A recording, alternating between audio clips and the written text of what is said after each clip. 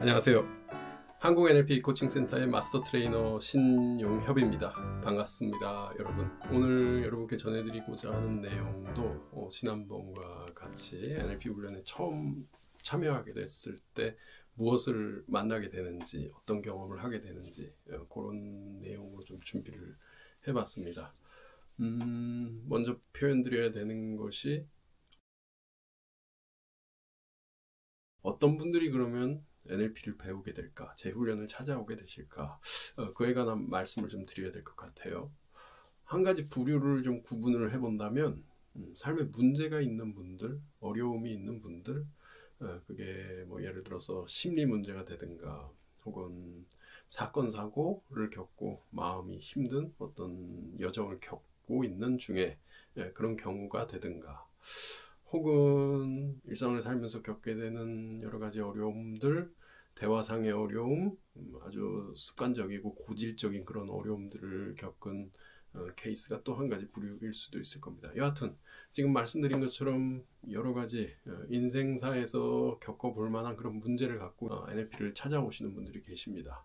이분들은 조금 더 주도 면밀하게 좀 살펴보고 NLP를 찾아오시는 것 같아요. 최소한 저를 만나러 오실 땐 그런 것 같습니다. 무슨 말씀이냐면 주변에서 좀 쉽게 검색해 볼 수 있는, 접해 볼 수 있는 그런 경로를 통해서 뭐 예컨대 인터넷을 뒤져본다든가 혹은 책을 좀 읽어본다든가 혹은 뭐 운이 좋게 주변에 누군가 NLP를 배운 사람이 요즘엔 꽤 있습니다. 그런 사람이 있어서 자문을 구하고 또 뭐 도움을 청하고 설명을 들어보고 뭐 그러고서 찾아온다든가, 심지어 어딘가 국내 다른 NLP 전문가들로부터 NLP를 배우기도 하신 그런 분들이 오기도 하는데,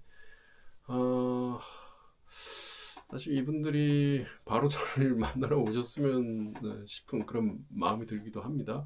무슨 말씀이냐면 제 훈련을 경험을 하면서 말씀을 하시는 내용들이 NLP에 대해서 제대로 알게 됐다, 새로운 측면을 알게 됐다, 이런 말씀들을 하세요. 그 이유는 저는 NLP의 주변적인 것보다도 본질의 중심을 두고서 각자의 모습이 어떻게 되는지, 각자가 갖고 있는 자기 모습이 무엇인지를 찾아내도록, 그걸 찾고 나면 아까 문제를 갖고 온 분들이라고 했잖아요. 그 문제를 해결할 수 있는 것도 바로 거기서 찾아낼 수가 있거든요. 그렇게 접근하다 보면 시간, 돈, 뭐 에너지, 노력을 조금 절감할 수 있지 않을까, 처음부터 만날 수 있다, 뭐 이런 생각이 좀 들어서 드리는 말씀입니다. 이렇게 문제를 갖고 오시는 분들은 문제가 해결되면 NLP를 떠납니다. 좀 아쉽습니다. NLP는 그 이상의 것을 우리에게 제공해 주기도 하는데, 그렇더라도 실상 NLP를 처음 만난 게 문제를 해결하고자 하는 어떤 목적이었기 때문에 속의 목적이 달성이 되면 중단하는 케이스들이 왕왕 보이기도 합니다. 오케이, 좋고요. 또 다른 부류가 어떤 분들이냐면, 이분들은 막연히 어딘가에서 전해 들었다라고 하면서, 소개 들었다고 하면서 주변 분들로부터 뭐 책으로, 뭐 경로는 비슷합니다, 인터넷으로 등등, 그러면서 이게 나에게 뭔가 도움이 되겠다, 이런 가벼운 아이디어로 접근하는 분들부터 시작해서 NLP를 통해서 내 삶의 하나의 새로운 직업을 좀 구해보겠다. NLP를 가르치는 역할일 수도 있지만, 뭐 상담이나 코칭 혹은 비즈니스를 만드는 것, 뭐 이런 것들이요. 그런 것들도 가능하겠다 싶어서 좀 더 진지하게 찾아오는 분들까지, 좀 이름을 붙이자면 저는 이분들에게 성장이라는 이름을 좀 붙입니다. 아까 문제로부터의 회복이라고 한다면 이번에는 성장이라고 하는 코드로 찾아오시는 분들이 한 부류입니다. 이분들 꽤 진지하고요. 배우고 배우다 보면 그 깊이에 대해서 매료되면서 정말 오래 배웁니다. 그리고 잘 배웁니다. 이분들이 NLP를 배우게 됐을 때 이분들이 만들어낼 수 있는 그 성과나 어떤 거기서 빚어낼 수 있는 어떤 결과들, 이 모습들은 저로서 상당히 또 흥미롭습니다. 그런데 이분들이 한결같이 하시는 말씀, 처음 아까 말씀드린 것처럼 이분들이 문제를 갖고 있어서 회복이 필요하든 내가 조금 더 발전하고 성장하고 싶어서 잘 배우고자 온 분들이든 간에 공통적으로 나타나는 모습은 NLP가 뭐예요? 이 질문을 하는 겁니다. NLP가 뭐냐? 그래서 제가 NLP를 처음 배우고 지금까지 진행하면서 제일 많이 받았던 질문이기도 하고 가장 많이 저 스스로에게 자문해 보기도 하고 글로도 가장 많이 써본 주제이기도 합니다. NLP란 뭘까? NLP란 뭘까? 그렇죠. NLP가 뭐냐? 한마디로 말해서요. NLP를 만든 사람도 그렇고 표현을 하기를 NLP는 주관적 경험의 구조를 탐구하는 방법이다. 뭐 영어로 표현하는 것도 있습니다만 주관적 경험의 구조를 탐구하는 방법, 방법론이라고 하면 좀 길잖아요. 그래서 좀 줄여서 패턴 탐구라고 말을 합니다. 패턴. 패턴이 뭐냐? 패턴은 일종의 무늬를 말합니다. 무늬, 어떤 시각적 무늬. 뭐 예를 들면 여러분 쉽게 떠올려 보신다면 여성 의류들에 있는 땡땡이 혹은 꽃무늬, 벽지를 떠올려 보신다면 거기에 있는 어떤 형상을 알 수 없는 독특한 그런 무늬들, 뭐 꽃무늬도 마찬가지고 점무늬도 그렇고 기하학적 무늬 뭐 이런 것들이요.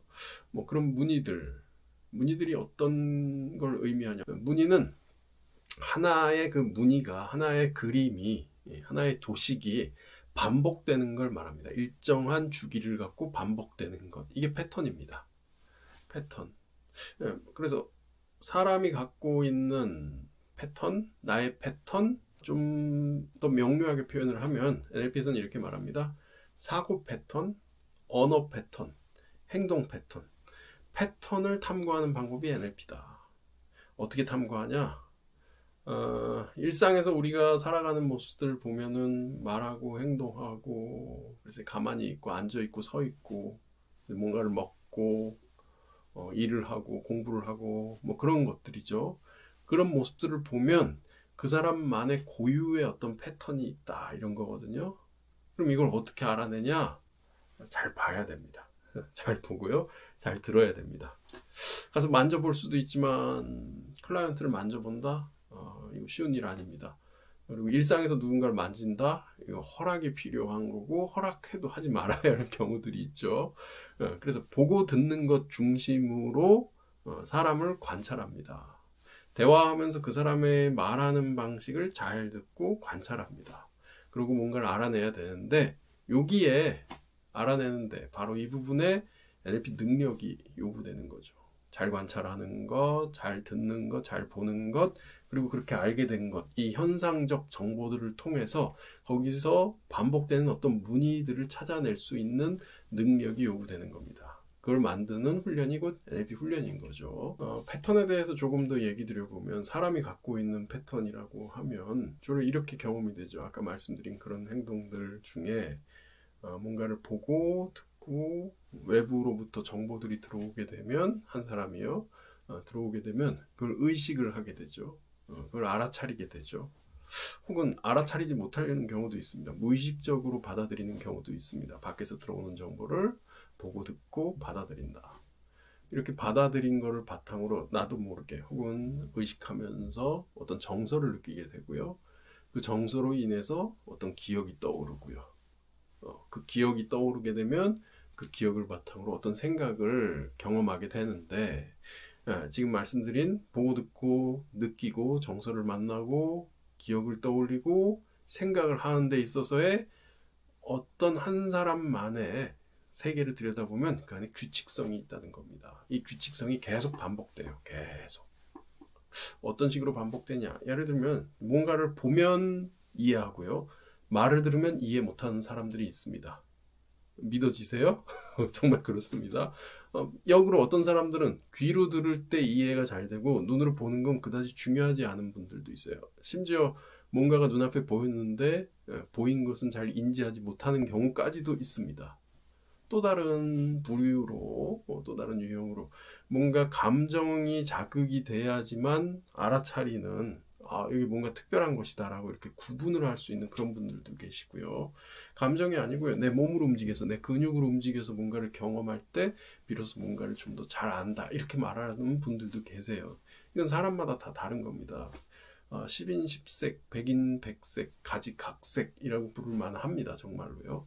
이렇게 들어온 것이 그걸 끝이냐? 아니면 어떤 정서에는 좀 더 능하고요. 어떤 정서에는 전혀 반응하지 않는 분들도 계세요. 재미 그런 걸 모른다는 분들 계시고요. 항상 슬픔, 우울함만 발견하는데 좀 더 능한 분들이 계시고요. 뭐가 자극이 되든지 간에 항상 화만 내는 분들도 계시고요. 이런 거 전혀 없이 아주 메마른 듯한 느낌의 그런 상태에 계신 분들도 계시고요. 역으로 어떤 상황이든지 간에 너무 빠르게 느끼는 분들도 계십니다. 각각 다르다고요. 패턴이요. 그리고 그 모습이 계속 반복된다고요. 감각으로 경험하고요. 정서로 경험하고요. 그로 인해서 어떤 기억이 떠오르면 어떤 생각을 하게 되는데 어떻게 생각하냐? 어떤 분들은 비교를 해요. 어떤 분들은 비교 없이 생각을 이어나갑니다. 마치 징검다리를 놓듯이 이렇게 되지. 그 다음에 이렇게 되지. 이렇게 되지. 그리고 어떤 분들은요. 이렇게 비교한 걸 갖고 판단도 합니다. 기준을 갖고 판단하기도 하고요. 대상과 대상을 놓고 판단하기도 하고요. 이 말들이 좀 이해하기 어려우실 수도 있습니다. 또 어떤 분들은 이렇게 비교 판단한 걸 갖고서 남에게 알려줘야지 생각하기도 하고요. 나 혼자 알고 멈추는 사람들도 있습니다. 어떤 분들은 이 비교 판단된 걸 통해서 뭔가를 결정하고 선택하는 데 있어서의 정보를 활용하는 분들이 계시고요. 이런 일들이 일어나는 것을 바탕으로 내가 말을 할지 생각만 하고 멈출지 아니면 행동으로 옮길지 그냥 자리에 가만히 있는 게 낫다 생각하는지 이것도 사람마다 다릅니다. 지금 말씀드린 대로 우리 안에서 일어나는 외부에서 들어온 정보를 바탕으로 정서를 느끼고 기억을 떠올려서 생각을 진행을 하면서 그 안에서 일어나는 나만의 패턴 이게 뭔지를 알아차리면 이게 사고 패턴이 됩니다. 이런 사고 패턴을 바탕으로 말하는 데 있어서 이제 실제 말할 때는 언어적인 특징이 사람마다 있거든요. 그걸 알아차리는 것. 어떤 사람 움직임에서의 행동적인 특징이 또 있기도 합니다. 거기서의 행동 패턴. 이것들을 이해하는 게 NLP에서의 패턴 탐구라고 부릅니다.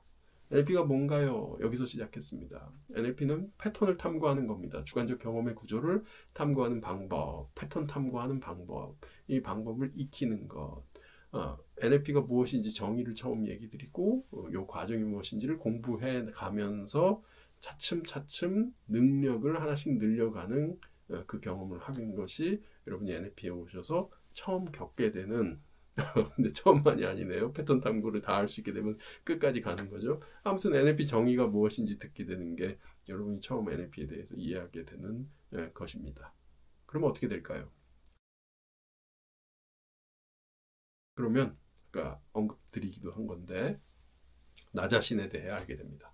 내가 어떻게 행동하는지 알게 됩니다. 내가 어떤 사람인지 알게 됩니다. 그래서 내게 문제가 있다면 내가 이렇게 해서 이런 패턴으로 문제를 만드는구나. 이걸 알게 되고요. 내가 이렇게 해서 성과를 내는구나. 내 탁월성을 또 알게 되죠. 문제를 만드는 방법, 탁월성을 알게 되는 방법 다르지 않습니다. 다 패턴 탐구하는 방법입니다. 패턴을 탐구하게 되면 알게 된 걸 바탕으로 고칠 부분을 고치고요. 유지할 것들을 유지하거나 강화할 것들을 강화하면서 우리 삶을 조금 더 우리가 원하는 대로 만들어갈 수 있게 되는 거죠. 그게 NLP의 본래 의미라고 생각하시면 되겠습니다. 그래서 어느 분이 이렇게 표현하시더라고요. 그럼 내 삶이 좋아지는 거잖아요. 그리고 저 사람을 도와주는 거잖아요. 그러면 NLP는 사랑이네요. 그 말씀 좋습니다. 내가 잘 되길 바라고요. 누군가 잘 되길 바라는 마음, 이걸 사랑이라 부를 수 있지 않나 그렇게 저는 생각합니다. NLP는 사랑입니다. 여러분 원하는 대로 좋은 일들 많으시기를 저도 기원 드리겠습니다. NLP에 대해 궁금하신 게 있다면 문의 주셔도 좋겠습니다. 고맙습니다, 여러분.